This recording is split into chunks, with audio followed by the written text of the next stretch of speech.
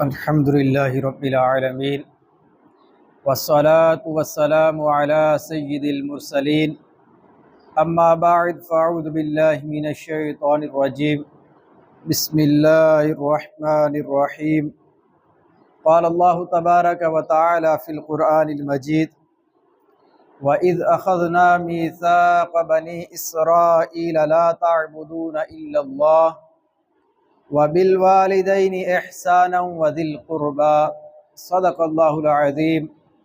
سورہ بقرہ کی ہم نے آیت نمبر 83 کا کچھ حصہ سنا ہے۔ اللہ تبارک و تعالی ارشاد فرماتا ہے، اور یاد کرو جب ہم نے بنی اسرائیل سے عہد لیا کہ اللہ کی سوا کسی کی عبادت نہ کرو اور ماں باپ کے ساتھ بھلائی کرو اور رشتہ داروں کے ساتھ اچھا سلوک کرو۔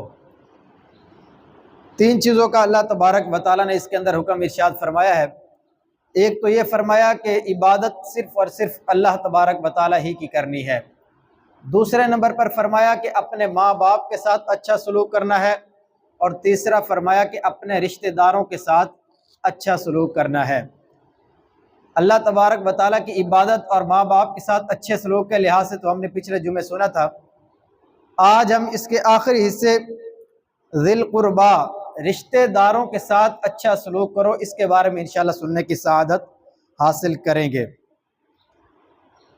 اس آیت کے تحت مفسرین کرام فرماتے ہیں کہ یہ جو ذی القربیٰ کا لفظ اللہ تبارک و تعالیٰ نے ارشاد فرمایا ہے، رشتہ داروں کے ساتھ اچھا سلوک کرنا۔ اب رشتہ داروں کے اندر کون کون آتا ہے؟ فرمایا تین طرح کے لوگ بندے کے رشتہ داروں کے اندر شمار کیے جائیں گے۔ نمبر ایک فرمایا باپ کے قرابت دار، یعنی جو باپ کی طرف سے بندے کے رشتہ دار ہیں، جیسے دادا دادی ہے، اسی طرح اوپر تک جتنے رشتے یہ بنتے ہیں، چچا پھپھو، یہ سارے رشتے جو ہے وہ یہ باپ کی طرف سے قرابت دار اور رشتہ دار ہیں۔ دوسرے نمبر پر فرمایا کہ ماں کی طرف سے جو بندے کے قرابت دار ہیں، جو رشتہ دار ہیں، ان کے اندر جیسے ماموں خالہ، اسی طرح نانا نانی، یہ جو رشتے ہیں یہ ماں کی طرف سے بندے کے قرابت دار بنتے ہیں۔ تیسرے نمبر پر فرمایا ماں باپ دونوں کے رشتہ دار، یعنی جو رشتے ماں اور باپ دونوں کے لحاظ سے بندے کے قرابت دار بنتے ہیں، جیسے حقیقی بھائی بہن ہیں، اب یہ ماں اور باپ دونوں کے لحاظ سے ان کے رشتہ دار ہیں، ان کے بیٹا بیٹی ہیں، اور ہمارے کیا ہیں؟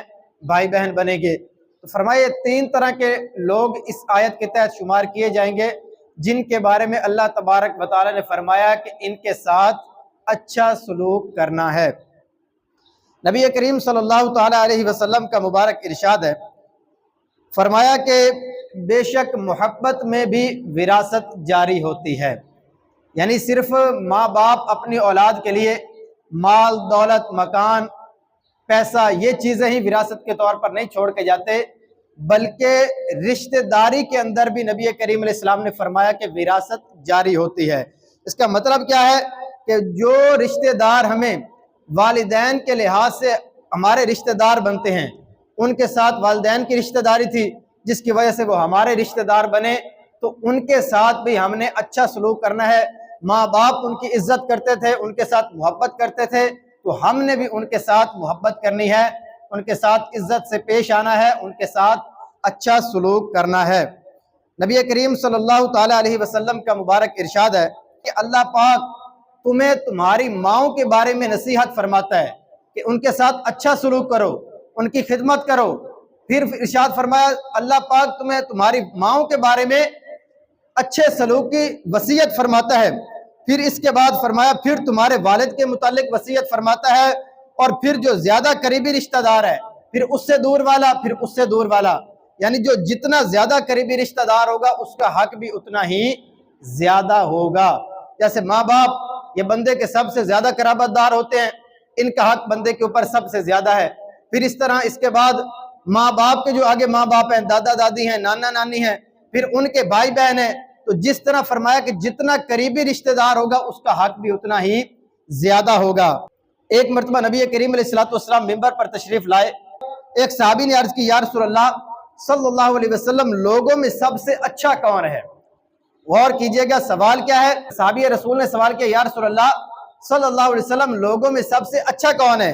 نبی کریم علیہ السلام نے ارشاد فرمایا لوگوں میں سب سے اچھا وہ ہے جو کثرت سے قرآن کریم کی تلاوت کرتا ہے۔ فرمایا جو سب سے زیادہ کثرت کے ساتھ قرآن پاک کی تلاوت کرتا ہے وہ شخص لوگوں میں سب سے زیادہ بہترین ہے، سب سے اچھا ہے۔ دوسرے نمبر پر نبی کریم علیہ السلام نے فرمایا جو زیادہ متقی ہو، ایک تو قرآن پاک کی تلاوت زیادہ کرے، پھر زیادہ متقی ہو، پرہیزگار ہو، اللہ تبارک و تعالیٰ کا خوف رکھنے والا ہو۔ تیسرے نمبر پر فرمایا سب سے زیادہ نیکی کا حکم دینے والا اور برائی سے منع کرنے والا ہو، اور چوتھے نمبر پر فرمایا سب سے زیادہ صلہ رحمی کرنے والا ہو، سب سے زیادہ اپنے رشتہ داروں کے ساتھ اچھا سلوک کرنے والا ہو۔ یہ نبی کریم علیہ السلام نے سب سے اچھے انسان کی 4 خوبیاں بیان فرمائیں۔ قرآن کریم کی تلاوت کثرت کے ساتھ کرتا ہو، متقی ہو، اللہ پاک کا خوف اس کے دل کے اندر ہو۔ تیسرے نمبر پر فرمایا نیکی کی دعوت دینے والا ہو، اپنے دوست احباب، اپنے بھائی بہن ان کو نیک کاموں کی طرف رغبت دلانے والا ہو اور برائی سے منع کرنے والا ہو۔ اور چوتھی خوبی یہ ہے کہ اپنے رشتہ داروں کے ساتھ اچھا سلوک کرنے والا ہو۔ اب ہم غور کریں یہ جو خصوصیات نبی کریم علیہ السلام نے حدیث پاک میں بیان فرمائی ہیں، کیا ہمارے اندر یہ خصوصیات پائی جا رہی ہیں؟ اگر تو پائی جا رہی ہیں تو پھر نبی کریم علیہ السلام کے فرمان کے مطابق ہم سب سے اچھے انسان ہیں۔ لیکن اگر یہ خوبیاں یا ان میں سے کوئی خوبی ہمارے اندر نہیں پائی جا رہی تو پھر ہمیں اپنے اوپر غور کرنا چاہیے۔ اب سب سے پہلے نبی کریم علیہ السلام نے تلاوت قرآن کی کثرت کے لحاظ سے اس کی خوبی بیان کی، جو کثرت کے ساتھ قرآن پاک کی تلاوت کرے وہ سب سے اچھا انسان ہے۔ اب کثیر احادیث اس بارے میں ہم سنتے رہتے ہیں کہ قرآن کریم کی تلاوت کرنے کی کتنے زیادہ فضائل اور برکات ہیں۔ قرآن کریم خود تلاوت کرنے والے کی کل قیامت کے دن اللہ تبارک و تعالیٰ کی بارگاہ میں دلائل دے کر سفارش کرے گا کہ باری تعالیٰ یہ وہ شخص ہے جو دنیا کے اندر بغیر کسی لالچ کے میری تلاوت کیا کرتا تھا، آج حق یہ ہے کہ اس کو جنت کے اندر داخلہ عطا فرمایا جائے۔ اللہ تبارک و تعالیٰ قرآن کریم کی سفارش پر اس بندے کو جنت کے اندر داخلہ عطا فرمائے گا۔ پھر آگے دوسرے نمبر پر نبی کریم علیہ السلام نے کیا فرمایا کہ متقی ہو، اللہ پاک کا ڈر اور خوف اس کے دل میں ہو۔ قرآن کریم کے اندر اللہ تبارک و تعالیٰ کیا ارشاد فرماتا ہے؟ ان اکرمکم عند اللہ اتقاکم، فرمایا تم میں سب سے زیادہ اللہ کے نزدیک عزت والا وہ ہے جو سب سے زیادہ متقی ہے، جو سب سے زیادہ پرہیزگار ہے، جس کے دل میں خوف خدا سب سے زیادہ ہے۔ فرمایا اللہ پاک کے نزدیک سب سے زیادہ عزت والا وہ ہے۔ ہمارے یہاں عزت کا معیار کیا ہے؟ ہم اپنی برادریوں پر فخر کر رہے ہوتے ہیں، ہم ملک ہوتے ہیں، ہم مار ہوتے ہیں، ہم چودھری ہوتے ہیں، پتہ نہیں کیا کیا چیز اپنے آپ کو بنایا ہوتا ہے، ہم برادریوں کے اوپر فخر کر رہے ہوتے ہیں۔ لیکن اللہ تبارک و تعالیٰ کے ہاں عزت والا کون ہے؟ فرمایا جو زیادہ متقی ہے، جو زیادہ خوف خدا رکھنے والا ہے، اللہ تبارک و تعالیٰ کے نزدیک سب سے زیادہ عزت والا وہ ہے۔ اگر ہم اپنی برادریوں پر فخر کر کے ظاہری طور پر ہم یہ سمجھیں گے کہ ہم عزت والے بن گئے تو وہ عزت نہیں ہے۔ ہو سکتا ہے لوگ ہمارے مال کی وجہ سے، ہمارے پیسے کی وجہ سے یا ہمارے شر سے بچنے کے لیے کہ یار اس کی عزت نہیں کریں گے یہ ہمیں کو نقصان پہنچا دے گا، اگر اس طرح لوگ ہماری عزت کر بھی لیں تو اللہ تبارک و تعالیٰ کے ہاں تو کوئی عزت نہیں نا۔ اللہ پاک کے ہاں عزت والا وہ ہے جو خوف خدا سب سے زیادہ رکھنے والا ہے، جو متقی ہے، جس کے دل میں اللہ تبارک و تعالیٰ کی بارگاہ میں حاضر ہونے کا ڈر اور خوف ہے، وہ بندہ زیادہ عزت والا اللہ تبارک و تعالیٰ کی بارگاہ میں ہے۔ اور تیسری خوبی نبی کریم علیہ السلام نے کیا بیان فرمائی تھی کہ وہ نیکی کی دعوت دینے والا ہو اور برائی سے منع کرنے والا ہو۔ ہم غور کریں کہ ہم اپنے گھر کے اندر، اپنی فیملی کے اندر، اپنے دوست احباب کے اندر اس طرح کا کام کرتے ہیں یا نہیں کرتے؟ ہماری بد نصیبی یہ ہے کہ آج کل نیکی کی دعوت دینا یا نیک کاموں کی طرف اپنی اولاد کو، اپنے بھائی بہنوں کو، اپنے رشتہ داروں کو، دوست احباب کو بلانا تو دور کی بات، بلکہ ہمارے ہاں تو برائی کی دعوت دی جا رہی ہوتی ہے۔ نبی کریم علیہ السلام نے حدیث پاک کے اندر کیا ارشاد فرمایا؟ فرمایا کہ اس وقت تمہارا کیا حال ہوگا جب لوگ برائی کی دعوت دیں گے۔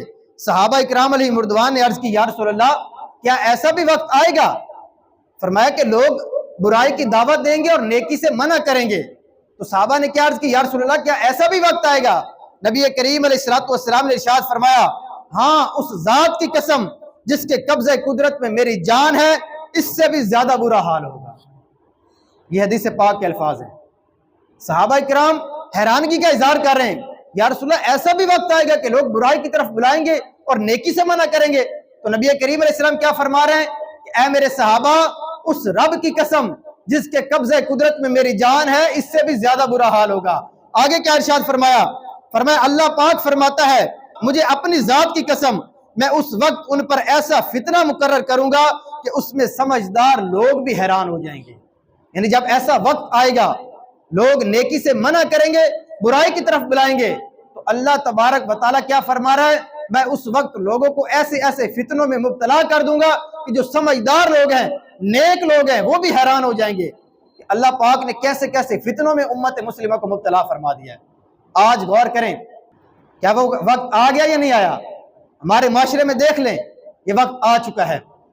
ہم سوشل میڈیا کے ذریعے، ٹی وی چینلز کے ذریعے کیا ہمارے ہاں برائی کی دعوت نہیں دی جا رہی؟ کیا ڈراموں کی فلموں کی تشہیر نہیں ہو رہی؟ تو یہ کیا ہے؟ یہ برائی کی طرف ہی تو بلایا جا رہا ہے۔ مختلف فلموں کے اشتہار چلتے ہیں کہ فلاں وقت سینما کے اندر فلاں فلم لگے گی، فلاں ڈرامہ چلے گا، تو یہ کیا ہے؟ برائی کی طرف ہی تو بلایا جا رہا ہے۔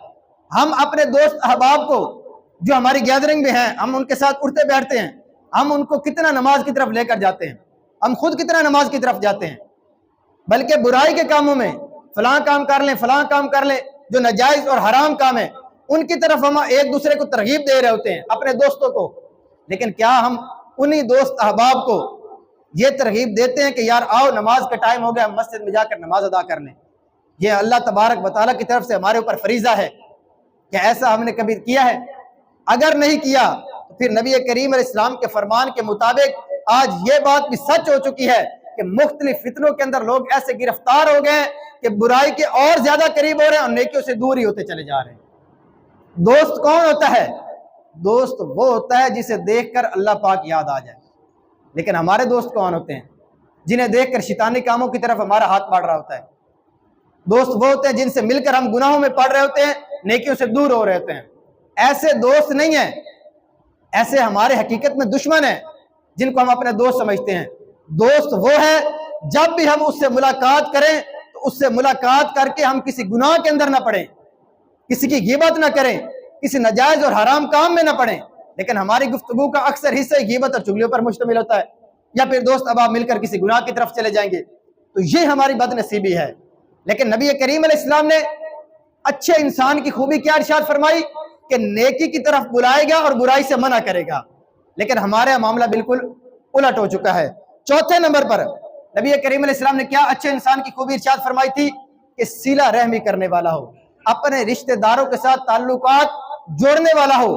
حدیث پاک کے اندر نبی کریم علیہ السلام کا ارشاد ہے، فرمایا جسے یہ پسند ہو کہ اس کی عمر اور رزق میں اضافہ کر دیا جائے، اسے چاہیے کہ اپنے والدین کے ساتھ اچھا برتاؤ کرے اور اپنے رشتہ داروں کے ساتھ نیک سلوک کیا کرے۔ آج ہم کہتے ہیں نا کہ ہمارے رزق میں یار برکت نہیں ہے، پیسے آتے ہیں اور چلے جاتے ہیں، پتہ ہی نہیں چلتا، ہم رزق کی تنگی کا، کاروبار کی تنگی کا رونا رو رہے ہوتے ہیں۔ تو حدیث پاک میں کیا نسخہ ہے؟ فرمایا کہ جس کو یہ طلب ہے، جس کی یہ خواہش ہے اس کے رزق میں اضافہ ہو جائے، اس کی روزی میں برکت ہو جائے، تو وہ اپنے رشتہ داروں کے ساتھ اچھا سلوک کرے۔ جس کو یہ خواہش ہے کہ میری عمر بڑھ جائے، میری لمبی زندگی ہو جائے، تو فرمایا وہ اپنے رشتہ داروں کے ساتھ اچھا سلوک کرے۔ یہ حدیث پاک میں ہمیں ترغیب دی گئی ہے۔ لیکن ہمارے ہاں بات بات پر رشتے توڑ دیے جاتے ہیں۔ آپ دیکھتے ہیں نا کہ والدین زندہ ہوتے ہیں، بہت سارے رشتے ایسے ہوتے ہیں کہ ہم ان کو جانتے ہیں، والدین ان کے ہاں آتے جاتے ہیں، ہمیں پتہ ہوتا ہے یار وہ بھی ہمارے رشتہ دار ہیں۔ لیکن جو ہی والدین دنیا سے جاتے ہیں تو بہت سارے ایسے رشتہ دار ہیں جن کی طرف ہمارا آنا جانا بند ہو جاتا ہے، اور آہستہ آہستہ اتنی دوریاں ہو جاتی ہیں کہ آنے والی نسلوں کو پتہ ہی نہیں ہوتا کہ یہ ہمارے رشتہ دار ہیں۔ یہ کیا چیز ہے کہ ہم اپنے رشتہ داروں سے جب رابطے ختم کر لیتے ہیں، شریعت میں تو یہاں تک حکم ہے کہ اپنے رشتہ داروں کے ساتھ خط و کتابت کے ذریعے اپنے رابطے کو بحال رکھا جائے۔ پچھلے زمانے میں خط و کتابت ہوتی تھی، آج کل جو ہے وہ فون کے ذریعے بندہ رابطہ کر سکتا ہے۔ تو ہمیں کرنا کیا چاہیے کہ رشتہ توڑنے کی بجائے اب ہوتا کیا ہے؟ فرمایا کہ صلہ رحمی یہ نہیں ہے، حدیث پاک میں فرمایا صلہ رحمی یہ نہیں کہ جو تمہارے ساتھ اچھا سلوک کرے تم بھی اس کے ساتھ اچھا سلوک کرو۔ فلاں رشتہ دار ہے وہ ہمیں سلام دیتا ہے، ہم بھی اسے سلام دیتے ہیں، وہ ہم نہیں دیتے نہیں دیتے، صلہ رحمی ہے۔ بلکہ کیا فرق کہ صلہ رحمی یہ ہے کہ تمہارے ساتھ تعلق توڑے تم اس کے ساتھ تعلق جوڑو، یہ ہے صلہ رحمی۔ لوگ کہتے ہیں ہم تو اچھوں کے ساتھ اچھے ہیں، بروں کے ساتھ برے ہیں، وہ ہمیں سلام دے گا تو ہم بھی دے دیں گے، وہ نہیں دے گا تو ہم بھی نہیں دیں گے۔ ایسا نہیں ہے۔ حدیث پاک میں جس نبی کا کلمہ پڑھا ہے وہ کیا فرما رہے؟ جو تعلق توڑ دیتا ہے اس کے ساتھ تعلق جوڑنا ہے، اور اگر تعلق توڑنے والے کے ساتھ تم تعلق جوڑتے رہو گے تو اللہ تبارک و تعالیٰ کی مدد بھی تمہارے شامل حال رہے گی۔ لیکن جب ہم خود ہی جان بوجھ کر تعلقات توڑنے پہ تلے ہوں، یار اس کے ساتھ تو میں نے سلام دعا ختم ہی کرنی ہے، اس کے پاس میں نے آنا جانا ہی نہیں ہے، تو حضرت ابو ہریرہ رضی اللہ تعالیٰ عنہ صحابی رسول ہیں، ان کا واقعہ سنیے۔ آپ ایک دفعہ احادیث بیان کر رہے تھے لوگوں کے درمیان، آپ نے فرمایا اگر کوئی اپنے رشتہ داروں کے ساتھ تعلق توڑنے والا میری مجلس میں موجود ہے تو فوراً اٹھ کر چلا جائے۔ عرض کی کہ ایسا کیوں ہے؟ تو حضرت ابو ہریرہ رضی اللہ تعالیٰ عنہ نے فرمایا کہ جس مجلس کے اندر، جس محفل کے اندر رشتہ داروں کے ساتھ تعلق توڑنے والا موجود ہوتا ہے وہاں اللہ تبارک و تعالیٰ کی رحمتیں نازل نہیں ہوتی۔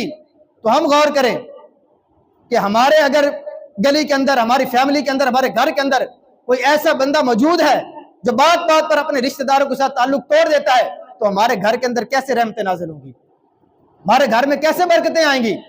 تو اس لیے دین اسلام کی خوبصورتی یہ ہے کہ ہم اپنے رشتہ داروں کے ساتھ تعلقات کو مضبوط کریں، مہینے کے اندر 2 مہینے کے اندر ان کے ساتھ آنا جانا رکھیں۔ زیادہ قریبی رشتہ دار ہیں، ہفتے کے بعد ان کے پاس آئیں جائیں۔ بعض اوقات لوگ بیرون ملک چلے جاتے ہیں، وہاں سیٹل ہو جاتے ہیں، پچھلے رشتہ داروں کو بعض اوقات بھول ہی جاتے ہیں، تعلق رابطہ بالکل ختم کر دیتے ہیں۔ ایسا نہ کریں۔ اور آج کل یہ جو سوشل میڈیا کا زمانہ نا، یہ بڑا ہی بد نصیبی کا زمانہ آ گیا، یقین مانیں۔ مختلف رشتوں کا مذاق اڑایا جا رہا ہوتا ہے سوشل میڈیا پر، بالخصوص پھپھو کے حوالے سے، خالہ کے حوالے سے ایسے ایسے لطیفے اور جوک بنائے گئے ہیں کہ لوگ وہاں بیٹھ کر ان رشتوں کا مذاق اڑا رہے ہوتے ہیں، حالانکہ یہ دین اسلام کی تعلیمات کے بالکل خلاف ہے۔ غیبت، چغلی، رشتہ داروں کے ساتھ تعلق توڑنا، یہ کتنے طرح کے حرام کاموں کے وہ مرتکب ہو رہے ہوتے ہیں یہ کام کر کے، لیکن ہماری توجہ ہی نہیں ہوتی۔ ہم ایسا ہی یار ہمارے فلاں رشتہ دار نے ہمارے ماں باپ کے ساتھ اچھا سلوک نہیں کیا تھا، ہم نے اس سے بدلہ لینا ہے، ہم نے بھی اس کے ساتھ ایسا ہی کرنا ہے۔ ایسا نہ کریں، یہ دین اسلام کی تعلیمات نہیں ہے، یہ ہندوؤں کا طریقہ ہے، یہ یہودیوں کا طریقہ ہے کہ وہ چھوٹی چھوٹی باتوں پر ایسے رشتے ختم کرتے تھے کہ سال ہاں سال ان کی لڑائیاں چلتی رہتی تھی۔ دین اسلام کی یہ تعلیمات نہیں ہے۔ دین اسلام کی تعلیمات یہ ہیں، نبی کریم علیہ الصلوۃ والسلام کی آمد کی برکت یہ ہے کہ آپ نے تو 120 سال سے لڑنے والے قبیلوں کو بھی آپس میں بھائی بھائی بنا دیا تھا۔ اوس اور خزرج قبیلہ آپ نے سنا ہوگا، 120 سال ان کی لڑائی چلتی رہی، لوگوں نے کبھی سوچا ہی نہیں تھا یہ کبھی مل کر بھی بیٹھیں گے، لیکن نبی کریم علیہ السلام کی آمد کی برکت سے، دین اسلام کی برکت سے جب یہ مسلمان ہوئے تو آپس میں ایسے بھائی بھائی بن گئے کہ ایک دوسرے کے ساتھ مل کر نبی کریم علیہ السلام کی بارگاہ میں حاضر ہوا کرتے تھے۔ یہ ہے دین اسلام کی تعلیمات اور یہ ہے دین اسلام کی برکت، اگر ہم اس کو سمجھیں۔ لیکن اگر ہمارا ذہن وہ ہندوؤں والا، یہودیوں والا بنا ہوگا کہ ہم نے تو رشتہ توڑنا ہی ہے، اس نے ہمارے ساتھ یہ کام کیا تھا، ہم نے پوری زندگی اس سے سلام دعا ہی نہیں کرنا، بعض اوقات تو جنازوں میں ہی نہیں جاتے، اور بعض لوگ تو یہ وصیت کر کے جاتے ہیں کہ فلاں کو میرے جنازے میں نہیں آنے دینا۔ ٹھیک ہے، بعض لوگ ایسی تکلیفیں پہنچاتے ہیں کہ بندے کا ان سے جو ہے وہ دل اٹھ جاتا ہے، نفرت دل میں پیدا ہو جاتی ہے، لیکن ہم نے دین اسلام کی تعلیمات کو دیکھنا ہے۔ نبی کریم علیہ الصلوۃ والسلام نے کیا ارشاد فرمایا کہ جو حق پر ہوتے ہوئے جھگڑا چھوڑ دے میں اس کو جنت کے اطراف میں گھر کی ضمانت دیتا ہوں۔ وہ حق پر ہے، اسے پتہ ہے کہ فلاں رشتہ دار نے میرے ساتھ زیادتی کی ہے، میرے ساتھ ظلم کیا ہے، لیکن اس کے باوجود اگر جھگڑا چھوڑ دیتا ہے تو حضور کیا فرما رہے ہیں؟ فرمایا میں اسے جنت کے کنارے پر ایک گھر کی ضمانت دیتا ہوں۔ اور کیا چاہیے؟ ہم نے ان چیزوں کے دیکھنا ہے، ہم نے معاشرے کو نہیں دیکھنا کہ ہمارے معاشرے میں لوگ کس طرح رشتہ داروں کے ساتھ جو ہے وہ سلوک کر رہے ہیں۔ ہم نے دیکھنا ہے کہ قرآن و حدیث کے اندر ہمیں تعلیمات کیا دی گئی ہیں، ہمیں ترغیب کس چیز کی دی گئی ہے۔ اس لیے اگر کسی رشتہ دار کے ساتھ تعلق توڑا ہوا ہے، سلام دعا ختم کی ہوئی ہے، تو ان کے ساتھ صلح کا معاملہ کر لیں۔ اگر غلطی آپ کی ہے تو معافی مانگ لیں، معافی مانگنے سے انسان چھوٹا نہیں ہوتا۔ آپ لوگوں سے معافی مانگو، اللہ تبارک و تعالیٰ تمہیں اور عزت عطا فرمائے گا۔ معافی مانگنے سے عزت میں کمی نہیں ہوتی، بلکہ اللہ تبارک و تعالیٰ عزت اور بڑھا دیتا ہے۔ یہ ہم نے کنسیپٹ بنایا ہوا ہے، یار معافی مانگ لیں گے تو وہ سمجھے گا کہ یہ تو میرے قدموں میں آ گیا، وہ مجھے نیچا سمجھے گا۔ یہ ہماری سوچ ہے۔ اگر اچھے طریقے سے جا کرنا صدق کے دل سے معافی مانگے گے تو اگلا بندہ خود ہی شرمندہ ہو جاتا ہے کہ یار یہ خود چل کر میرے پاس آ گیا ہے۔ اگر تو غلطی ہے تو پھر تو معافی مانگے، اس کی دل آزاری کی ہے تو پھر تو معافی مانگنا ضروری ہے۔ لیکن اگر آپ حق پر بھی ہیں تو حدیث پاک کی بشارت حاصل کرنے کے لیے آپ اچھا سلوک کریں، اللہ تبارک و تعالیٰ اس کے دل میں بھی آپ کے لیے محبت پیدا فرما دے گا۔ یہ ہے دین اسلام کی تعلیمات۔ آگے سنیے، اب رشتہ داروں کے ہم نے حقوق کی ادائیگی کرنی ہے، ان کے حقوق کا خیال رکھنا ہے، تو وہ حقوق ہیں کون کون سے؟ سب سے پہلا حق تو یہ ہے کہ ہم اپنے نسب کو یاد رکھیں۔ اب لوگوں کو پتہ ہی نہیں ہوتا کہ ہمارے باپ دادا کے رشتہ دار کون تھے، باپ دادا سے اوپر نسب کا پتہ ہی نہیں ہوتا، پر دادا یا اس کے اوپر نام ہی نہیں پتہ ہوتا۔ تو سب سے پہلا رشتہ داروں کا حق کیا ہوتا ہے کہ ہم اپنے نسب کو یاد رکھیں۔ یہ ہمارے باپ کے رشتہ دار ہیں، یہ ہماری ماں کے رشتہ دار ہیں، یہ ہمارے اس طرح رشتہ دار جو بن رہے ہیں ان کو یاد رکھیں۔ حضرت سیدنا عمر فاروق اعظم رضی اللہ تعالیٰ عنہ، آپ نے ایک دن خطبے کے اندر ارشاد فرمایا اے لوگوں، اپنے نسب سیکھو اور ان کو یاد کر کے پھر صلہ رحمی کرو۔ بندے کو پتہ ہوگا کہ یہ میرے رشتہ دار ہے تبھی صلہ رحمی کرے گا نا۔ جب پتہ ہی نہیں ہوگا کہ یہ ہمارا رشتہ دار ہے یا نہیں ہے، باپ دادا کا جاننے والا ہوگا، ان کا رشتہ دار ہوگا، ہمیں پتہ ہی نہیں ہوتا۔ جب پتہ نہیں ہوگا تو ہم ان کے ساتھ صلہ رحمی کیسے کریں گے، ہم ان کے ساتھ حسن سلوک کیسے کریں گے؟ تو جب ہمیں اپنے نسب کا، اپنے رشتہ داروں کا پتہ ہوگا تبھی ہم ان کے ساتھ صلہ رحمی کریں گے نا۔ تو اس لیے فرمایا سب سے پہلا حق یہ ہے کہ اپنے نسب کو یاد رکھیں۔ نبی کریم علیہ السلام نے کیسے تعلق نبھایا، کیسے رشتہ داری نبھائی؟ ایک ایمان افروز میں واقعہ آپ کی بارگاہ میں پیش کرتا ہوں۔ نبی کریم علیہ السلام نے اپنے صحابہ سے فرمایا کہ ان قریب تم مصر کو فتح کرو گے، جب تم مصر فتح کر لو تو وہاں کے لوگوں کے ساتھ اچھا سلوک کرنا، کیونکہ ان کے لیے ذمہ اور رشتہ ہے۔ یعنی فرمایا کہ ان لوگوں کے ساتھ اچھا سلوک کرنا ہے، ان کو نقصان نہیں پہنچانا، کیونکہ ان لوگوں کے ساتھ میری رشتہ داری ہے۔ اب نبی کریم علیہ السلام کی مصر کے لوگوں کے ساتھ کیسے رشتہ داری بن گئی؟ آگے سنیے، حضرت سیدنا ابراہیم علیہ السلام، آپ کی زوجہ حضرت ہاجرہ رضی اللہ تعالیٰ عنہ، آپ کا تعلق مصر کے ساتھ تھا، اور آپ حضرت ابراہیم علیہ السلام کی زوجہ بننے سے پہلے مصر کی شہزادی تھی۔ تو نبی کریم علیہ السلام نے کیا فرمایا کہ حضرت ابراہیم علیہ السلام میرے باپ دادا کے اندر آتے ہیں، تو ان کی جو زوجہ ہیں ان کا تعلق مصر کے ساتھ ہے، تو تم نے مصر فتح کر کے اس تعلق کو، میری رشتہ داری کو قائم رکھتے ہوئے ان کے ساتھ اچھا سلوک کرنا ہے۔ غور کریں، اب جب صحابہ کرام علیہ رضوان نے مصر فتح کر لیا نا، تو ان لوگوں کے ساتھ اچھا سلوک کیا۔ جب ان لوگوں کو یہ حدیث پاک پتہ چلی کہ نبی کریم علیہ السلام نے اتنے پرانے تعلق کو بحال رکھا اور اس کی وجہ سے ہمارے ساتھ اچھا سلوک کرنے کا حکم ارشاد فرمایا، تو ان لوگوں نے کیا کہا؟ اتنی دور کے رشتے کا لحاظ رکھنے والے سچے نبی ہی ہو سکتے ہیں۔ یعنی اتنا دور کا رشتہ، حضرت ابراہیم علیہ السلام نبی کریم علیہ السلام کے باپ دادا میں بہت دور کے رشتہ دار تھے، لیکن آپ نے اس تعلق کو، اس رشتے کو بھی یاد رکھا اور اپنے صحابہ سے کیا فرمایا کہ ان کے ساتھ اچھا سلوک کرنا ہے۔ جب صحابہ نے اچھا سلوک کیا تو آگے کے لوگوں نے کیا کہا کہ نبی کریم علیہ السلام اللہ پاک کے سچے نبی ہیں، وگرنہ اتنے دور کے رشتے کو کوئی یاد نہیں رکھتا۔ تو یہ ہمارے لیے تعلیمات ہیں، ہم نے ان تعلیمات کو یاد رکھنا ہے، اپنے رشتہ داروں کو یاد رکھیں، ان کے ساتھ اچھا سلوک کریں۔ دوسرا حق یہ ہے کہ رشتہ داروں کے ساتھ تعلق توڑنے سے اپنے آپ کو بچائیں۔ اس کی بہت ساری تفصیل ہے کہ کتنی وعید احادیث کے اندر تعلق توڑنے کی ہے، لیکن ٹائم نہیں ہے۔ حضرت ابو اللہ سمرقندی رحمۃ اللہ علیہ آپ فرماتے ہیں صلہ رحمی کرنے کے 10 فائدے بندے کو حاصل ہوتے ہیں۔ نمبر 1 فرمایا کہ اللہ پاک کی رضا حاصل ہوتی ہے۔ اگر صلہ رحمی کریں گے، رشتہ داروں کے ساتھ اچھا سلوک کریں گے تو اللہ پاک کی رضا حاصل ہوگی۔ سب سے بندے کا بنیادی مقصد یہی ہوتا ہے کہ اللہ پاک راضی ہو جائے گا۔ دوسرے نمبر پر فرمایا لوگوں کی خوشی کا سبب ہے۔ اگر کسی رشتہ دار سے تعلق بنا کر رکھیں گے، تعلق نہیں توڑیں گے تو وہ بھی خوش ہوگا، اگر وہ خوش ہوگا تو اس کی برکت سے اللہ تبارک و تعالیٰ بھی بندے سے راضی ہوگا۔ تیسرے نمبر پر فرمایا اللہ پاک کے فرشتوں کو بھی اس پر خوشی حاصل ہوتی ہے۔ جب بندہ اپنے رشتہ داروں سے تعلق بناتا ہے، تعلق توڑتا نہیں ہے، صلہ رحمی کرتا ہے، اچھا سلوک کرتا ہے، اللہ پاک کے فرشتے بھی خوش ہوتے ہیں۔ چوتھے نمبر پر فرمایا مسلمانوں کی طرف سے اس شخص کی تعریف ہوتی ہے۔ لوگ کہتے ہیں یار کتنا اچھا بندہ ہے، اپنے رشتہ داروں کے ساتھ تعلق توڑتا نہیں ہے بلکہ جوڑ کر رکھتا ہے، اگر کوئی اس کے ساتھ برا بھی کر لیتا ہے پھر بھی ان کے ساتھ سلام دعا ختم نہیں کرتا۔ پانچویں نمبر پر فرمایا شیطان کو اس سے رنج پہنچتا ہے۔ اگر رشتہ داروں کے ساتھ اچھا سلوک کریں گے تو رحمان راضی ہوگا، شیطان ناراض ہوگا، تو ہم نے شیطان کو ناراض ہی کرنا ہے، اللہ پاک کو ہم نے راضی کرنا ہے۔ چھٹے نمبر پر فرمایا بندے کی عمر میں اضافہ ہوتا ہے۔ ساتویں نمبر پر بندے کے رزق میں اضافہ ہوتا ہے۔ آٹھویں نمبر پر فوت ہو جانے والے آباء و اجداد یعنی مسلمان جو باپ دادا اس دنیا سے چلے گئے ہیں وہ قبروں کے اندر اپنی اولاد سے خوش ہوتے ہیں۔